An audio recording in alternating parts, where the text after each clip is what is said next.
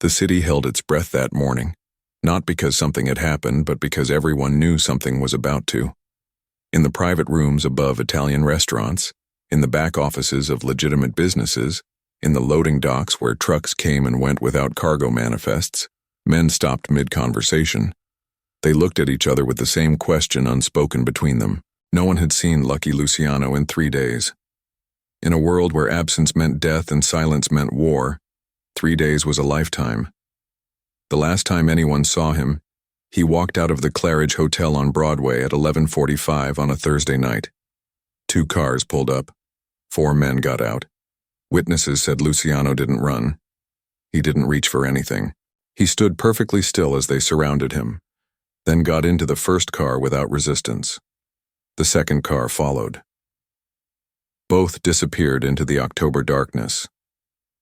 By Friday morning, every boss from the Lower East Side to Harlem knew something had broken in the structure. Someone had crossed a line that wasn't supposed to exist. Luciano wasn't just another operator.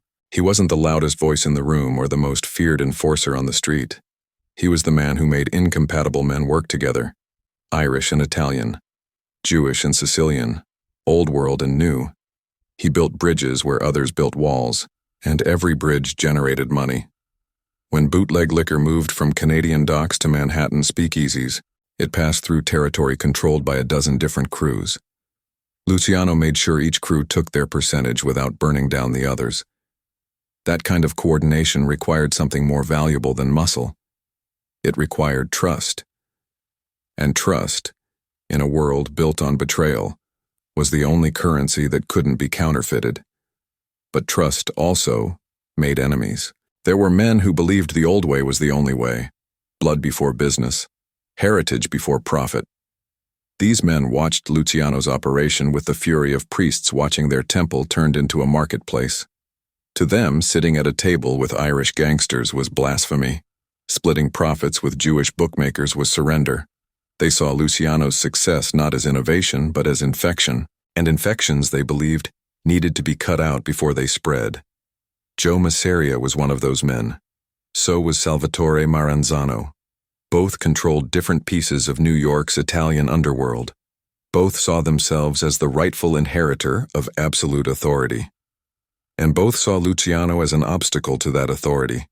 He was too independent, too modern, too willing to ignore the sacred boundaries their fathers had died defending.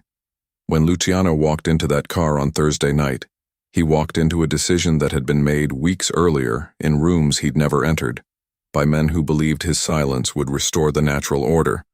They took him to Staten Island, an empty warehouse near the waterfront where the smell of diesel and dead fish covered every other smell. They sat him in a chair. They asked him questions he didn't answer. They told him what was going to happen to his operation, his partners, his future. He listened without expression. That silence, more than anything else, enraged them. They wanted fear. They wanted begging. They wanted him to understand that his world was ending and their world was returning. But Luciano sat in that chair the way he sat in every negotiation, every meeting, every moment of tension in his entire career. He didn't argue. He didn't threaten. He didn't promise anything. He just waited. The beating started around midnight, fists first, then a leather strap, then the wooden handle of an ice pick. They worked methodically, professionally, without passion. This wasn't revenge. This was instruction. They wanted him alive, but broken. They wanted him to carry their message back into the world written in bruises and blood. But somewhere in the hours between midnight and dawn, the instruction became something else. Maybe it was the way Luciano kept silent. Maybe it was the realization that even beaten half to death he wouldn't submit. Maybe it was simply the momentum of violence becoming its own justification. Whatever the reason, the beating didn't stop. They shot him in the back, 3 times. Close range. The kind of shooting that doesn't leave survivors. Then they dumped him on a road in Staten Island and drove away. By the time a police patrol found him at dawn, Luciano had been lying in that ditch for 2 hours. His face was unrecognizable. His body temperature had dropped so low, the first officer thought he was already dead. The ambulance took him to Richmond Memorial Hospital, where doctors spent 6 hours just stabilizing him enough for surgery. No one expected him to survive the night. Even if he did, the damage was too severe. He would be paralyzed, brain damaged, a shell. The men who left him in that ditch went back to their bosses and reported success. Lucky Luciano was finished. But Luciano didn't die that night. He didn't die the next day. He didn't die the day after that. By Monday morning, against every medical prediction, he was conscious. By Tuesday, he was talking to police. By Wednesday, he refused to name his attackers. The detectives thought he was protecting his killers. They were wrong. Luciano wasn't protecting anyone. He was simply recognizing that law enforcement couldn't give him what he needed. The police could arrest men. They could put them in cells. But cells didn't solve structural problems. And what happened in that warehouse wasn't personal, it was structural. While Luciano lay in that hospital bed, the city's underworld entered a state of suspended animation. No one made moves. No one settled scores. Everyone waited to see what would happen when Luciano either died or lived. Because if he died, the fragile network he'd built would collapse into territorial warfare. And if he lived, his response would determine whether that network could survive the men who wanted it destroyed. The bosses who ordered the hit watched their calendars. They calculated how long it would take for news of Luciano's death to reach them. They prepared victory speeches for the men who would need to be convinced that the old ways were returning. Luciano left the hospital on a Thursday morning, exactly 1 week after the night he was supposed to die. He didn't hold a press conference. He didn't send word through intermediaries. He didn't call a meeting of the commission he'd spent years assembling. Instead, he did something that made every boss in New York recalculate everything they thought they knew about power. He went to work. Not to hiding, not to recovery, not to planning revenge in some fortified apartment surrounded by armed guards. He walked into the same hotel lobby he'd walked out of the week before, took the same elevator to the same floor, and sat at the same desk in the same office where he conducted business every single day. His face was still bandaged. He moved carefully like every breath hurt. But he was there, visible, accessible, conducting business as if nothing had happened. The message was immediate and absolute. You tried to kill me and you failed. You tried to break me and you failed. You tried to destroy what I built and you failed. And now I'm back, doing exactly what I was doing before in exactly the same way, in exactly the same place. Come try again if you want. I'll be right here. But that wasn't the message that terrified the mob. That was just the setup. The real message came later that same morning when Luciano's drivers began making deliveries across the city. Small packages, hand-delivered to specific addresses, no return labels, no explanations. Just packages arriving at the homes and offices of men who occupied important positions in New York's criminal infrastructure. Men who served bosses. Men who carried out orders. Men who had been told that Lucky Luciano was finished, and that the future belonged to whoever emerged victorious from the war that would follow his death. Each package contained the same thing, a white silk handkerchief, perfectly folded, nothing else. No note, no threat, no demand. Just the handkerchief. It took the recipients less than 5 minutes to understand what they were looking at. In the Sicilian tradition, Luciano's enemies claimed to represent a white handkerchief delivered to your home meant one thing.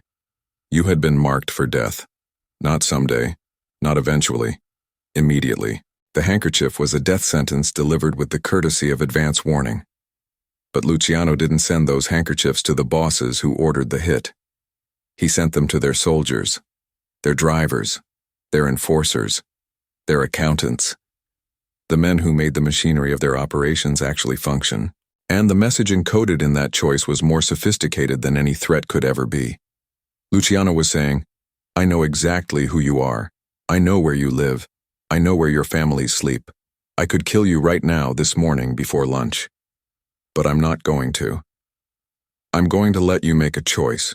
You can stay loyal to men who failed to kill me when I was alone and unarmed, men who are now terrified that I survived, men who have no plan except hoping I die of my wounds. Or you can recognize that I'm the only one in this city who builds systems that work, who makes peace between crews who hate each other, who turns chaos into profit. The men you work for want a war. I'm offering you an exit from that war before it starts. Choose carefully. You won't get another chance." By noon, Luciano's office started receiving visitors. They came alone. They came without weapons. They came without telling their bosses. One by one, the men who received those handkerchiefs walked into Luciano's office, stood in front of his desk, and made the same speech. They weren't switching sides. They weren't betraying anyone. They were simply recognizing that the world had changed, that the old bosses were operating on assumptions that no longer matched reality, and that lucky Luciano, bleeding and bandaged and barely able to stand, represented the future in a way their employers never could. Some brought information, details about who ordered the hit, which crews were involved, what the plan was supposed to be. Others brought proposals, ways to quietly redirect their bosses' operations away from direct confrontation. A few brought nothing except their presence, which was message enough. They were showing Luciano that if it came to war, he wouldn't be fighting alone. And in an underworld where loyalty was purchased with fear, Luciano had just demonstrated something far more powerful than fear. He'd demonstrated inevitability. The bosses who ordered the hit watched their soldiers visit Luciano's office and understood they'd made a catastrophic miscalculation. They'd assumed that power came from tradition, from blood, from the willingness to commit violence without hesitation. But Luciano had just proven that power came from something else entirely. It came from being the person everyone needed, the person whose death would cost more than his survival, the person who made the machine run smoothly enough that breaking the machine became unthinkable. They could kill Luciano. They'd almost succeeded. But killing him wouldn't restore their authority. It would just create a power vacuum their own soldiers had already decided not to fight over. Within 3 weeks, both Joe Masseria and Salvatore Maranzano reached out to Luciano through intermediaries. Not to apologize. Men like that didn't apologize. But to propose meetings, to discuss territories, to negotiate boundaries, to acknowledge, in the careful language of organized crime, that the attempt to restore the old order had failed, and that whatever came next would have to include Lucky Luciano as an equal partner, not a subordinate, not a lieutenant, an equal. Luciano accepted those meetings. He sat across tables from men who'd tried to have him killed and discussed business without mentioning what had happened in that warehouse. He negotiated percentages, routes, territories, enforcement protocols. He built the structure that would eventually become the Commission, the governing body that would regulate organized crime in America for the next 50 years. And he did it all without ever directly addressing the assassination attempt, without ever demanding revenge, without ever making anyone pay for putting 3 bullets in his back. But everyone in those rooms understood the real negotiation happening beneath the surface conversation. Luciano was offering them a choice. They could accept the new structure, take their place within it, and profit from the stability it provided. Or they could keep fighting for absolute authority in a world that no longer supported absolute authority, and deal with the consequences of choosing war over evolution. Both Masseria and Maranzano chose the structure. For a while. The Castellamarese War that followed proved Luciano right about everything. When the old bosses finally went to war, it lasted less than 18 months and ended with both of them dead. Masseria was killed in a restaurant in Coney Island. Maranzano was killed in his office in Manhattan. Both murders were carried out by men who'd sworn loyalty to them months earlier. Men who decided that their futures were more secure with Luciano than with bosses who couldn't let go of the past. And when those men pulled their triggers, they weren't committing betrayal. They were making the same calculation every soldier who visited Luciano's office that Thursday morning had made. They were choosing the side that represented survival over the side that represented pride. History remembers Lucky Luciano as the man who modernized organized crime in America, who built the Commission, who turned territorial warfare into corporate cooperation. But the men who lived through that era remembered something else. They remembered a man who got shot 3 times in the back, dumped in a ditch, pronounced dead by doctors, and showed up for work 7 days later like nothing had happened. They remembered the white handkerchiefs delivered that same morning.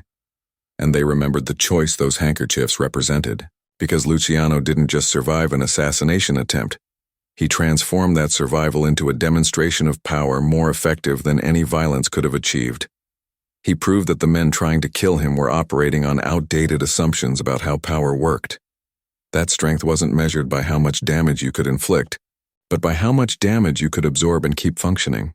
That authority didn't come from making people fear you, but from making people need you, and that the future belonged to whoever understood that distinction.